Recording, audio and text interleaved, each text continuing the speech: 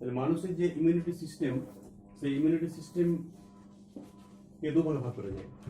একটা হচ্ছে ইননেট আর একটা হচ্ছে অ্যাকোয়ার্ড। ইননেট মানে যেটা সহজাত অনাক্রমতা, সহজাত অনাক্রমতা।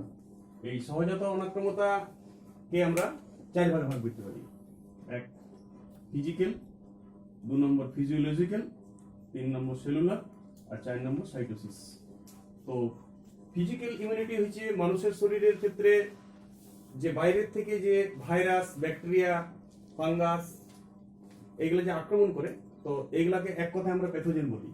এক কথায় কি বলি রে? প্যাথোজেন। এই প্যাথোজেনের বিরুদ্ধে আমাদের শরীরে প্যাথোজেনকে আটকা বা প্যাথোজেনকে ধ্বংস করা বা প্যাথোজেন থেকে আমার শরীরটাকে বাঁচানো, এই যে ক্ষমতা, এই যে পাওয়ার, এটাকে আমরা ইমিউনিটি বলি। আর প্যাথোজেন হচ্ছে যে সকল জৈব বিজাতীয় পদার্থ দেহে প্রবেশ করে এবং দেহের ক্ষতি সাধন করার চেষ্টা করে, তাকে আমরা প্যাথোজেন বলি। ঠিক আছে না? তো এখন আমরা এই ফিজিক্যাল যে ব্যারিয়ার মানুষের শরীরের একটা, এটা গড গিফটেড জিনিস, যে ফিজিক্যাল ব্যারিয়ার অর্থাৎ মানুষের শরীরের একটা স্কিনের একটা ব্যারিয়ার আছে। মাথা থেকে পা পর্যন্ত স্কিনের ব্যারিয়ার, একটা 3-4টা এপিডার্মিসের স্তর আছে, এন্ডোডার্মিসের স্তর আছে। সেই স্তরগুলো আবার কিছু ডেড সেল এক কাছে আচ্ছাদন সৃষ্টি করে এবং এই যে প্যাথোজেনগুলা পরিবেশে ঘুরে বুলছে, সেই পরিবেশের প্যাথোজেনগুলা থেকে মানুষকে একদম রক্ষা কবচ দিচ্ছে এটা। তাহলে ওইগুলা, ওই প্যাথোজেনগুলা মানুষের শরীর পর্যন্ত আসে, শরীরের পর্যন্ত ঢুকতে চাইলেও স্কিন ব্যারিয়ার আটকে দিচ্ছে। স্কিন ব্যারিয়ার ওই প্যাথোজেনগুলোকে মানুষের শরীর থেকে দূরে দিচ্ছে। স্কিন ব্যারিয়ার অতিক্রম করে ওই সব প্যাথোজেনগুলো মানুষের শরীর ঢুকতে পারছে না। আচ্ছা, যদি কোন আমার মুখে একটা ছিদ্র আছে, খাদ্যের মাধ্যমে হোক বা শ্বাসের মাধ্যমে হোক বা কথা বলতে বলতে হোক, কোনো কারণে যদি কিছু প্যাথোজেন মুখে প্রবেশও করল, তো মুখে প্রবেশ করার পরেও মুখে আছে স্যালাইভা। এই স্যালাইভা একটা জেলি টাইপের একটা থকথকে পদার্থ। তাহলে প্যাথোজেন গুলা, ভাইরাস যাক, ব্যাকটেরিয়া যাক, সেগুলা ওইখানটা আবার আটকে যায়, ফলে আমার শরীরে প্রবেশ করতে পারে না। তারপরে ওইখানে আটকেই ওদের পরিণতিটা শেষ হয়ে যায়। তো তাহলে সেক্ষেত্রে আমরা বুঝতে পারি যে ফিজিক্যাল ব্যারিয়ার এইভাবে মানুষকে সবসময় প্রোটেকশন দিচ্ছে। এটা কোটি কোটি প্যাথোজেন আমার সব চারপাশে সবসময় আমাকে আক্রমণ করছে, কিন্তু তার থেকে আমাকে স্কিন এবং সেলাইভাই আটকাই দিচ্ছে, ওগুলা প্রতিহত করতে পারছে না। যদি কিছু তার থেকেও দুরন্ত ভাইরাস বা ব্যাকটেরিয়া বা দুরন্ত কিছু প্যাথোজেন থাকলে, একটু স্ট্যান্ডার্ড প্যাথোজেন, এই ছোটখাটো প্যাথোজেন গুলাকে স্কিনে আটকাই দিল। ছোট ছোট প্যাথোজেন এবার স্কিনে আবার মানুষের কিছু অ্যাক্টিভিটির জন্য স্কিনটা স্ট্রং হতে পারে। সেলাইভা আবার মানুষের কিছু অ্যাক্টিভিশনের জন্য স্ট্রং হতে পারে। সেই মানুষটার অভ্যাস ও জীবনযাপন প্রণালীর উপর ডিপেন্ড করছে যে তোমার ফিজিক্যাল ব্যারিয়ারটা কত স্ট্রং হবে। একটা মানুষ খায়, ঘুমায়, কোনো কাজ করে না, তার ক্ষেত্রে স্কিন ব্যারিয়ার এবং সেলাইভা ব্যারিয়ার অত কাজ করতে পারবে না।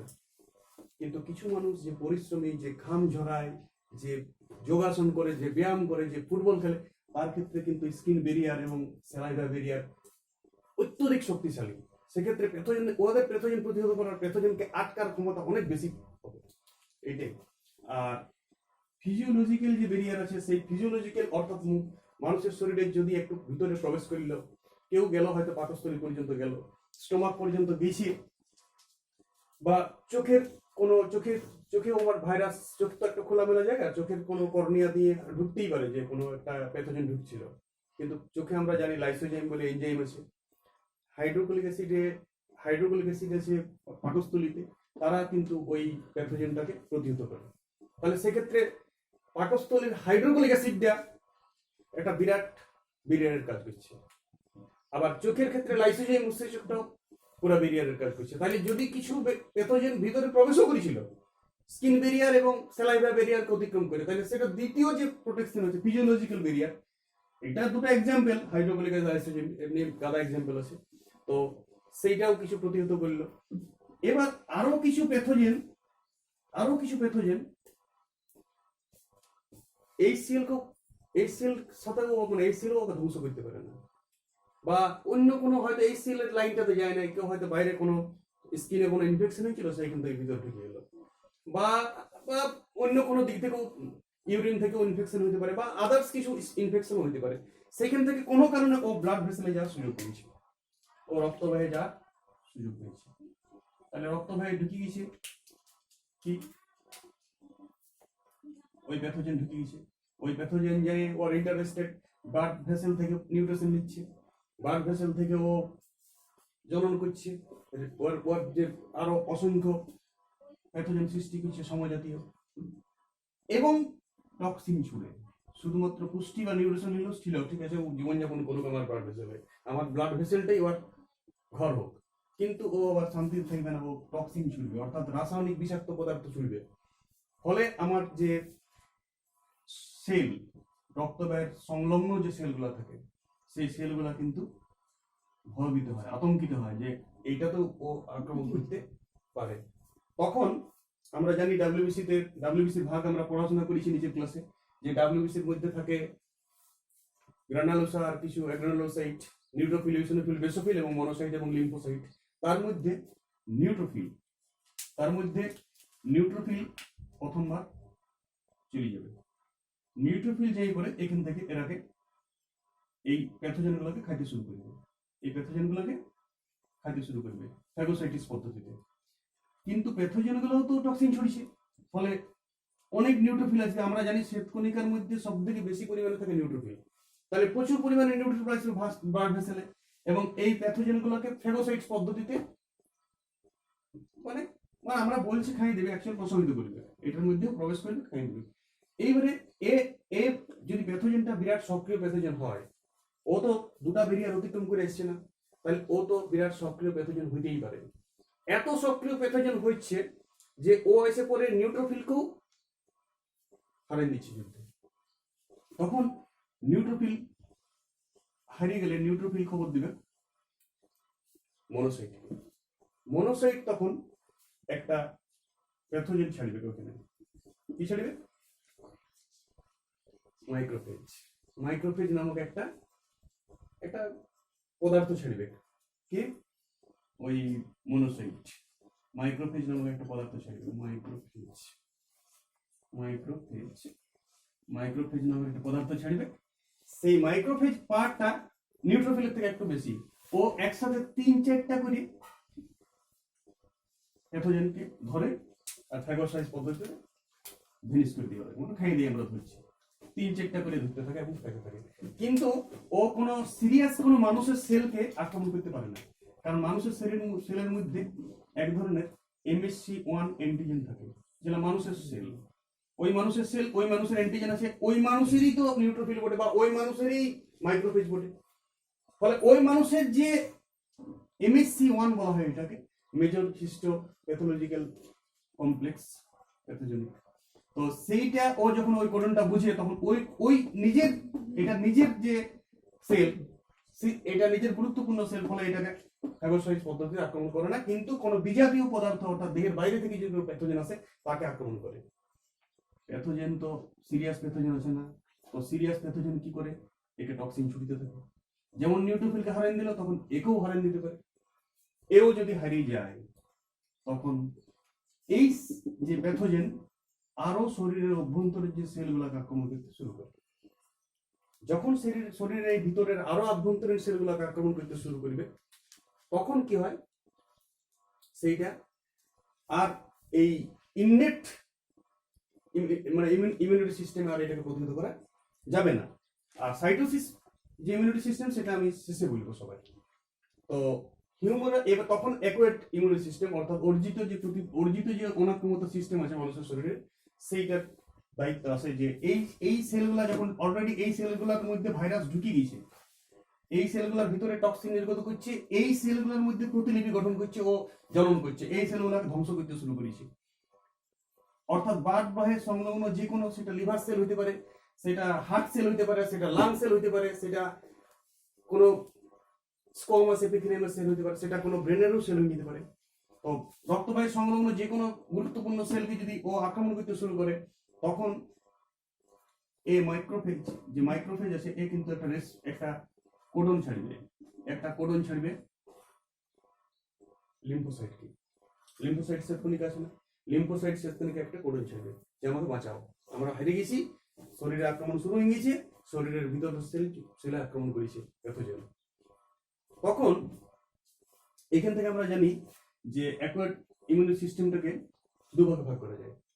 একটা হচ্ছে হিউমেরাল ইমিউনিটি সিস্টেম, আর একটা হচ্ছে সেলুলার ইমিউনিটি সিস্টেম। বাংলাতে এটাকে রসভিত্তিক অনাক্রমতা বলে, আর একটাকে কোষভিত্তিক অনাক্রমতা বলে। রসভিত্তিক যে অনাক্রমতা সেটা গুরুদায়িত্বে আছে বি লিম্ফোসাইট সেল কণিকা, আর যেটা সেলুলার কোষভিত্তিক অনাক্রমতা সেইটার গুরুদায়িত্বে আছে টি লিম্ফোসাইট সেল কণিকা। টি লিম্ফোসাইট এটা দেখে। এবারে আমরা জানি যে বি লিম্ফোসাইট মূলত দু রকমের হয়। একটা হচ্ছে একটিভ বি লিম্ফোসাইট, সরাসরি আক্রমণ করতে পারে কোনো অধিবেশের উপর, আর একটা হচ্ছে মেমোরি বি লিম্ফোসাইট। আর সেলুলার ক্ষেত্রে টি লিম্ফোসাইট যেটা ছিল সেটা সাইটোটক্সিক, হেল্পার টি সেল, মেমোরি টি সেল এবং সাপ্রেসার টি সেল। সাপ্রেসার টি সেলের অত খুব বেশি গুরুত্বপূর্ণ কোনো কাজ নাই। তো এখন এই ব্লাড ভেসেলের মধ্যে আরেকটা গুরুত্বপূর্ণ জিনিস, খবর পেলেই একটা গুরুত্বপূর্ণ জিনিস চলে আসে, সেইটা হচ্ছে ব্রেন অফ ব্লাড ভেসেল। এইটা একটু কার্ভ টাইপের এক ধরনের সেল থাকে, বিশেষ ধরনের সেল, যেটাকে আমরা প্রেজেন্টা সেল বা ব্রেন অফ হিউম্যান বা ডেনড্রাইটিক সেল, ডেনড্রনের মতন দেখতে আসে না এর পাঁচিগুলা স্নায়ুকোষে, ওই জন্য ডেনড্রাইটিক সেলও বলে। সে কি করবে, সে যে পরে একসাথে 3-4টা প্যাথোজেন ধরবে, প্যাথোজেনকে ফ্যাগোসাইটিস পদ্ধতি নিয়ে নেবে শরীরের ভিতরে, প্যাথোজেনকে শরীরের ভিতরে 3-4টাকে নিয়ে নেবে। এইটা কিন্তু কোথা থেকে এসেছে, এটা শরীরের ব্লাড ভেসেলের মধ্যে থাকে। এটা শ্বেতকণিকার অংশ নয়, এটা একটা স্পেশাল অংশ যে কোনো ব্লাড ভেসেলের মধ্যে থাকে। কি নাম বললাম এটা? ডেনড্রাইটিক সেল বা প্রেজেন্টা সেল, বা তুমি ব্রেন অফ ইমিউনি সিস্টেম বলতে পারো। এই সেলটাকে ব্রেন অফ ইমিউনি সিস্টেমও বলে। সে 3-4টা ধরে এটাকে ধ্বংস করে ইয়াদের এই যে অ্যান্টিজেন, শরীরের ক্ষুদ্র অংশ, সেইটাকে শরীরের ভিতরে বাইরে বাইরে অ্যান্টিজেন আকারে শো করতে থাকবে। ওর যে কোষ প্রাচীর আছে সেই কোষ প্রাচীরের বাইরে বা কোষ পর্দা আছে তার বাইরে আবরণিক সেলটার উপরে ওর মরা অংশটাকে বাইরে মাইকে নেবে। অর্থাৎ একটা লোককেও মারিয়ে দিছে এবং তার যে অঙ্গ প্রত্যঙ্গগুলোকে গায়ে মাইকে দিছে। ব্যাপারটা এরকম, একটা জীবাণুকে মারিয়ে দিছে 3-4টাকে, প্লাস আবার ওর যে শরীরের কিছু কিছু অংশ সেটাকে গায়ে আবার রক্তারি শো করছে, দেখো আমি মেরে দিয়েছি। সে ওইটা নিয়ে তাড়াতাড়ি চলে যাবে কোথায়? লিম্ফোয়েডে। লিম্ফোয়েডে আছে আমাদের লিম্ফোসাইট শ্বেতকণিকা। তাহলে সে চলে গেল কোথায়? লিম্ফোয়েডে। এই সেলটা কি নিয়ে গেল? অ্যান্টিজেন। কোন অ্যান্টিজেন? এই টাইপের ভাইরাস এসছে, এই টাইপের ব্যাকটেরিয়া এসছে, সেটা শো করছে কাকে যায়? কাকে যায় শো করছে? লিম্ফোসাইট শ্বেতকণিকা কিন্তু ঘুমাচ্ছে, বি লিম্ফোসাইটও ঘুমাচ্ছে, টি লিম্ফোসাইটও ঘুমাচ্ছে। লিম্ফয়েডের মধ্যে থাকে এটা। বিভিন্ন ধরনের লসিকা গ্রন্থি জেনারেল লিম্ফোসাইটের অ্যাকচুয়াল বি লিম্ফোসাইট, সেটা নামটা এসছে বার্সা অফ ফেব্রিকাস থেকে, একটা পাখির থেকে। আর টি লিম্ফোসাইট আমাদের যে থাইমাস গ্ল্যান্ড আছে হৃৎপিণ্ডের কাছে, সেই থাইমাস গ্ল্যান্ডের নাম অনুসারে টি লিম্ফোসাইট। কিন্তু টি লিম্ফোসাইট সৃষ্টি হয় অস্থিমজ্জাতে, কিন্তু ওর পূর্ণতা পায় যায় পরে থাইমাসে। অর্থাৎ থাইমাসটা ওর স্কুল।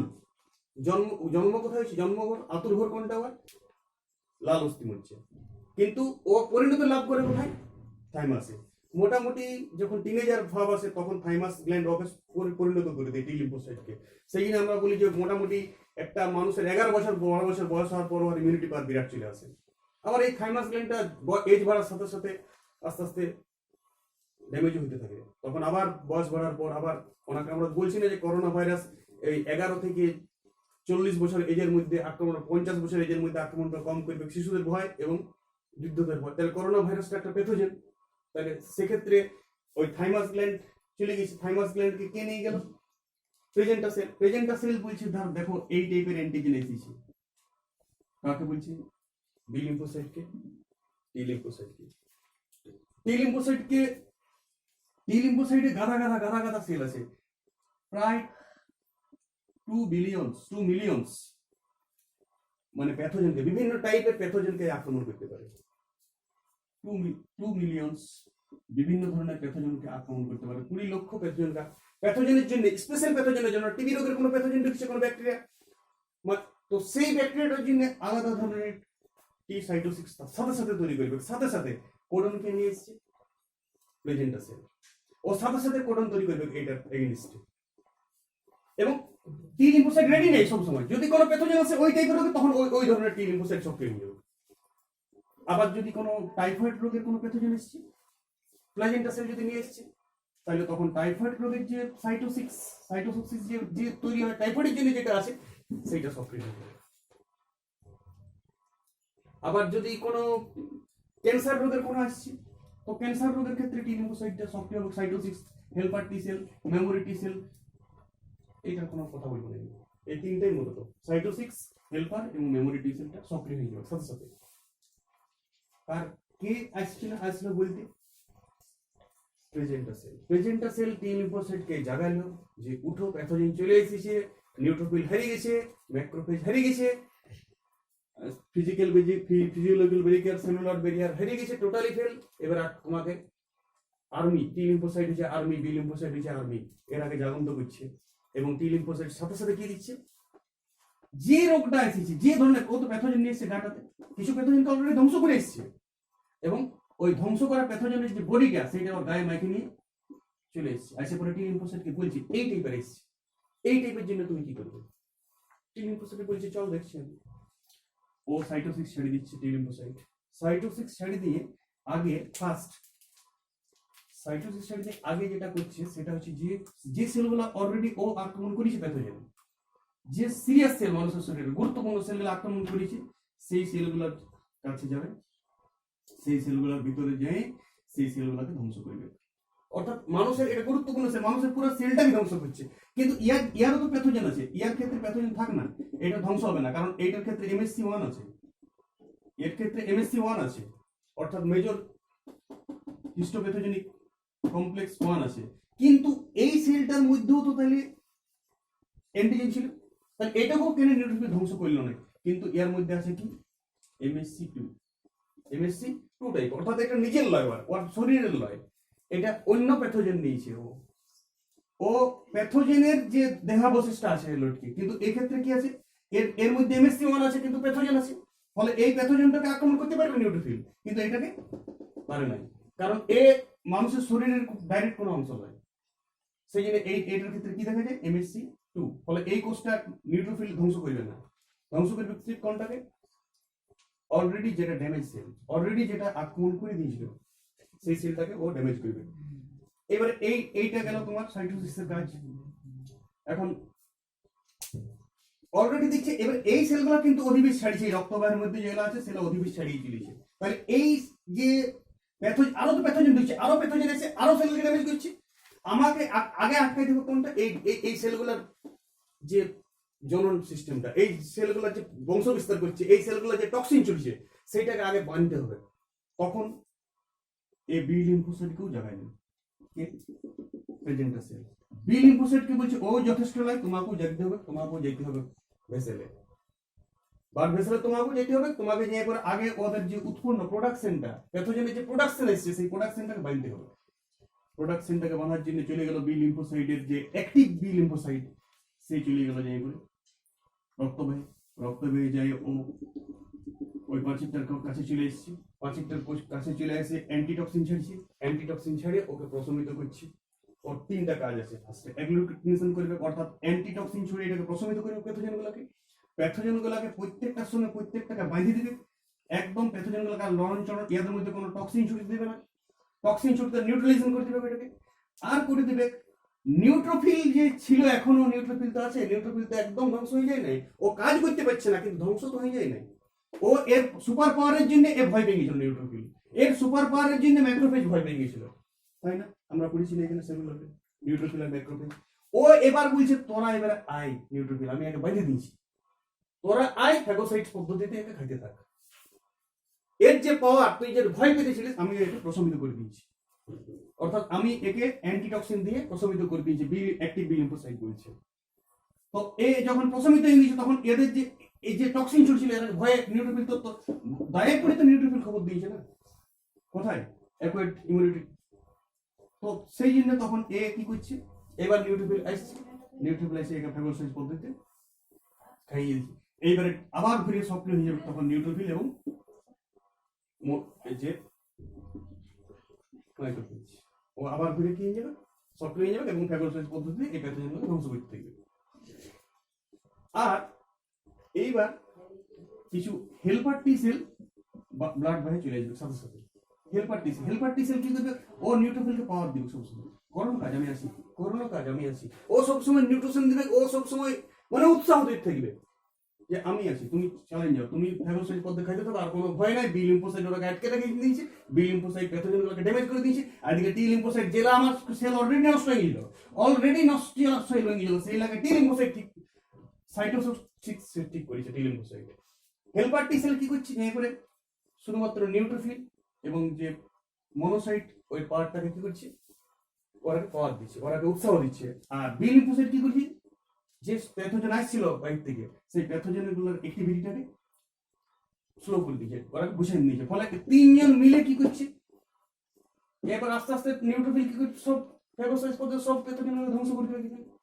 আর এইদিকে তো অলরেডি কোষ, যে কোষগুলো ড্যামেজ কোষ সেগুলোকে সাইটোসিস করছে, এটা কিলার সেল বলা হয়। এটা কি বলা হয়, কিলার সেল। এটা ডাইরেক্ট নিজের সেলগুলোকে মারতে থাকে। মানুষের শরীরের যে জীবাণু আক্রমিত সেল সেগুলোকে ধ্বংস করে দেয়, এটাকে কিলার সেলও বলা হয়, এটাকে হেল্পার সেল বলা হয়, সাইটোসিস ও কিলার সেলও বলা যায়।